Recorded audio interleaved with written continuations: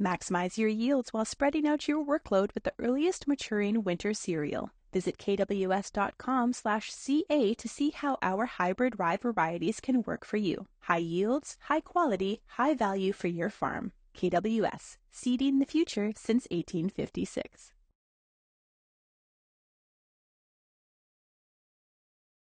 Joining me now to talk about my favorite topic, the grain markets. Just kidding, it's not.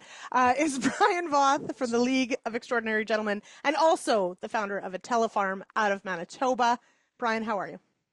I'm good. How are you, Lindsay? I'm doing well. For I, those I was watching going to on... call you out by saying that this is your favorite topic, and It's not this my favorite topic.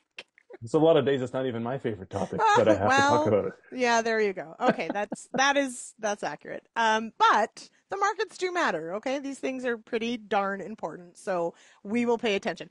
Okay, so I wanted to ask, and you corrected me. I said, so why is corn terrible and wheat great? And you said wheat is not great. But let's start there. We have a bit of an interesting dynamic with corn and wheat prices right now. So what's going on? We do. I mean, in corn, few surprises, obviously, with that acreage report last week from USDA. A lot more corn in the ground than what was expected to be planted this year. That is going to have some pretty negative connotations to the balance sheet. However, I also think that a lot of that's probably already somewhat priced in, along with the fact that you can't ignore the amount of moisture and flooding and what that's going to do for acres. So it wouldn't surprise me if at some point they end up resurveying acres down the road like they've done in past years. Or at the end of the day, the yield is just going to be a lot lower than what is expected or than what's penciled in right now. So balance sheet wise, I mean, if you take 181 bushels on 91.5 million acres, yeah, the balance sheet looks ugly, but that's not really an accurate way to look at it, I don't think. Yeah, aside from that, you look at what the funds have done and holding this massive short position in corn, holding short positions across a lot of commodities, actually. But on the other hand, and we should go back and look at this when Sean and I were talking about this, because it was probably a year and a half ago when I told him that my downside objective on corn was 390 a bushel. And well, we hit it last week. Okay. So to me, I think the downside on corn is relatively minimal from here, which does not mean that we're going back up necessarily. Right. But it just means that we could move into a sideways range. And if you look at a bit of a history lesson here going back, after that run up from 2010 to 2013, when we came down in 2014, prices essentially went sideways from 2014 to 2020. Right. So now we've had a similar pattern again, a run up in late 2020 till the highs in 2022. Now we've come back down. And then back then, that 390 to 420 level, that was kind of the highs back in 2014 to 2020. To me, that could very well be the new floor price. Right. And now we move into a sideways range until we know better what this balance sheet looks like, where the supply is going to be at. And on the plus side, with prices now being at kind of 4-year lows, it should be also generating more demand. And that's a big part of this puzzle. Yeah, absolutely. Got to chew through it somehow. Exactly. Yeah, exactly. Okay, so not a great feeling to maybe be near the floor, but maybe it is a floor. And that at least adds a bit of like, okay, this is what to expect and we can make decisions going forward. Well, and if you're near the floor, it's just less distance to fall. That's right. And if you're feeding livestock, it's great. Let me tell True. you, that is a wonderful place to be when corn prices are that low. Spoken as a livestock producer. Okay, so then what's going on with wheat then? Is it, as you say, it sucks less than corn? I would like to say wheat's doing not bad, but I like wheat, so there you go. But where are we at with wheat? I'm not a wheat fan because I when know. I do budgets, I'm like, why do we grow this? No. Aside from, I know that we need to, and you can only grow so many oats. See, like That's I right. love oats, but that's just not feasible necessarily either. So, That's right. On the wheat side, so same thing actually, similar to corn, Chicago wheat also has gone back and found the old highs from 2014 to 2020. But Kansas and Minneapolis have not. Those actually still have further downside ahead of them potentially. Okay. But it also makes sense because the hard wheat balance sheets are a little tighter than the soft wheat balance sheets. So it does make some sense why the Kansas and the Minneapolis prices have held up a little better than the Chicago prices. Unfortunately, to me, that means that there is still potentially more downside risk ahead of us in the Kansas and the Minneapolis prices. So, and again, to me, when we do budgets, like even at, if we're looking at $5.50, $6 corn prices, which would be previously absolutely exceptional prices, now they look kind of, it still pencils out better than $8, $9 wheat.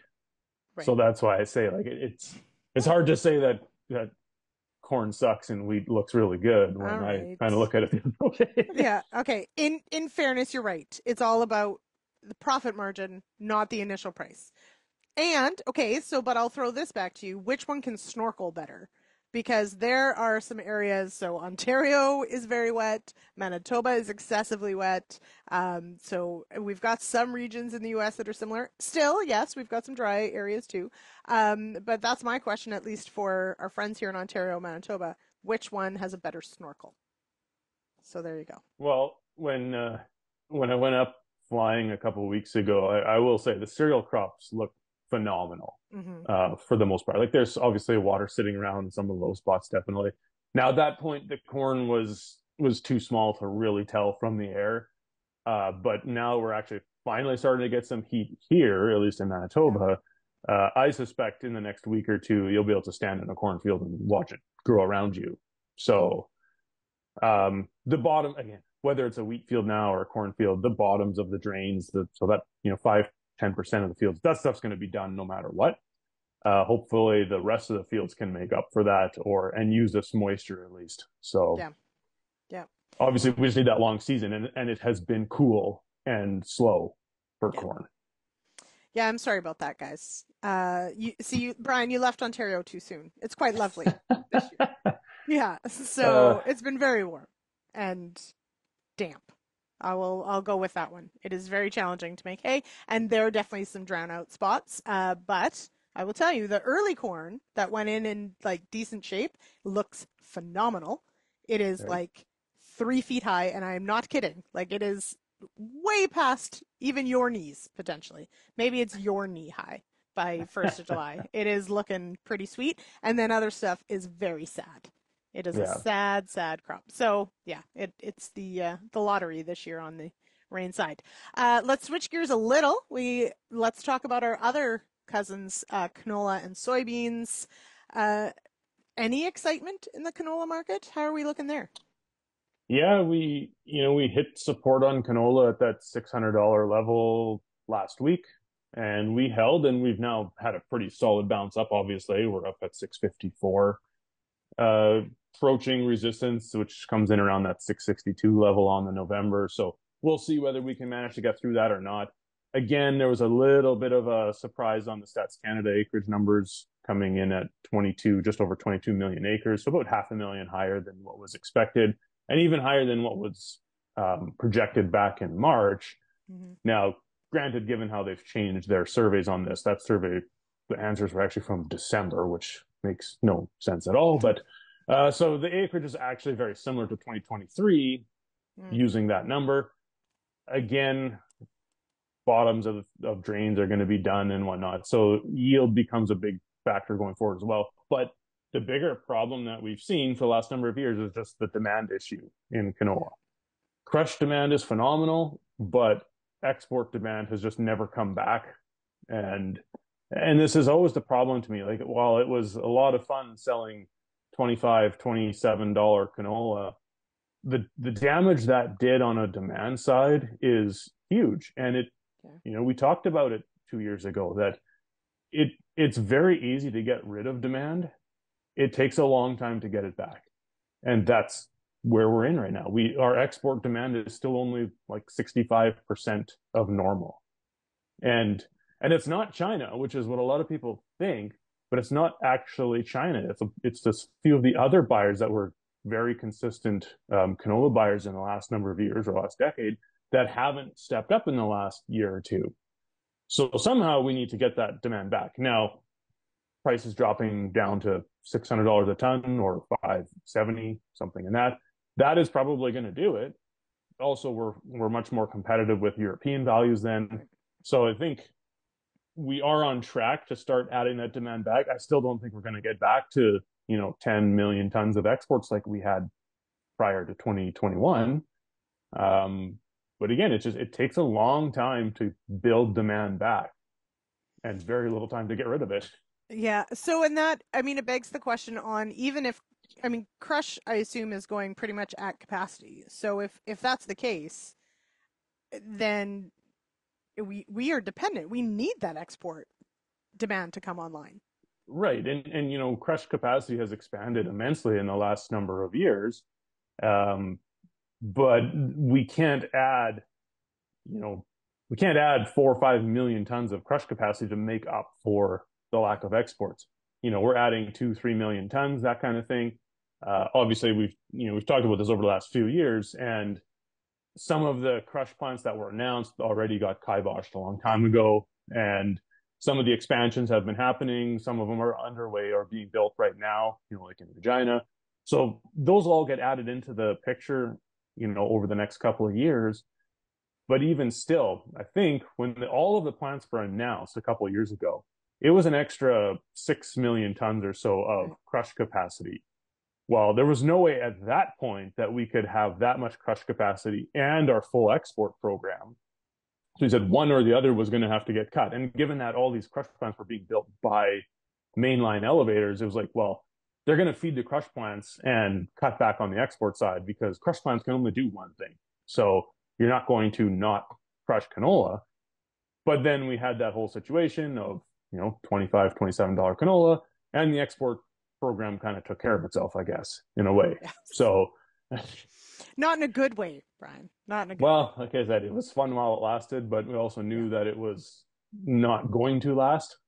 And now we're on the flip side of it. And, we've kind of said over the last year that 2024 was going to be I don't know, year of reckoning might be a little bit of a harsh way of putting it, but where a lot of farms probably are going to end up selling grain under their cost of production and need to be able to ride that out or plan better or cut back on the cost side, which again, easier said than done. Much easier said than done. Or you could just, as you mentioned, grow oats and solve all your problems.